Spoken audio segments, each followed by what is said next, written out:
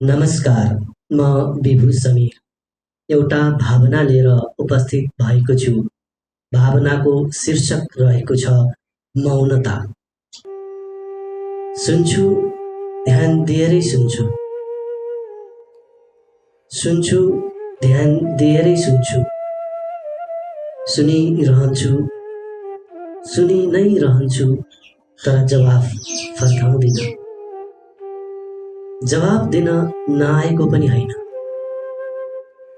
मौनतामा आफैलाई बलियो साबित गर्न कोसिस गर्छु।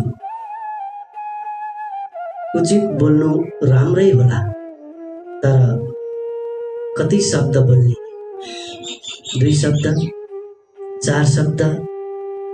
यहाँ त धेरै शब्द बोल्ने चलन छ।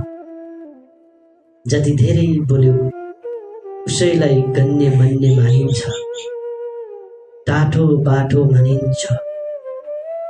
मौनतामा बस्नेलाई लठुवा हुज्रु उपमा दिइन्छ। खैर केही छैन, उपमा जेसुकै देऊ, तर उपलब्धि केमा छ त? यो विचारणीय कुरा हो। जति नै बढी बोलिन्छ उति नै गल्ती हुने सम्भावना बढ्छ। जति कम बोलिन्छ उति नै गल्ती हुने सम्भावना कम। तसर्थ मौनता त्यस्तो शक्ति हो जसले बलियो बनाउने काम गर्छ। यसको मतलब बोल्दै नबोल्नु भनेको चाहिँ होइन। बोल्दा सोच पुर्याएर, होस पुर्याएर बोलौँ। बोली र गोली एउटै हो। लागेपछि चोट पुर्याउँछ। चोटले दुःख दिन्छ, आँसु दिन्छ, राम्रो सम्बन्ध पनि बिग्रन सक्छ।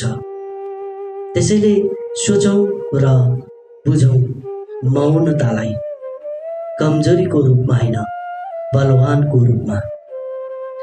यो भावना कस्तो लाग्यो कृपया प्रतिक्रिया दिन नभुल्नुहोला। राम्रो लागे सेयर गरिदिनुहोला। सब्स्क्राइब गर्नुभएको छैन भने सब्स्क्राइब गरिदिनुहोला भन्दै म विभु समीर बिदा हुन चाहन्छु। नमस्कार।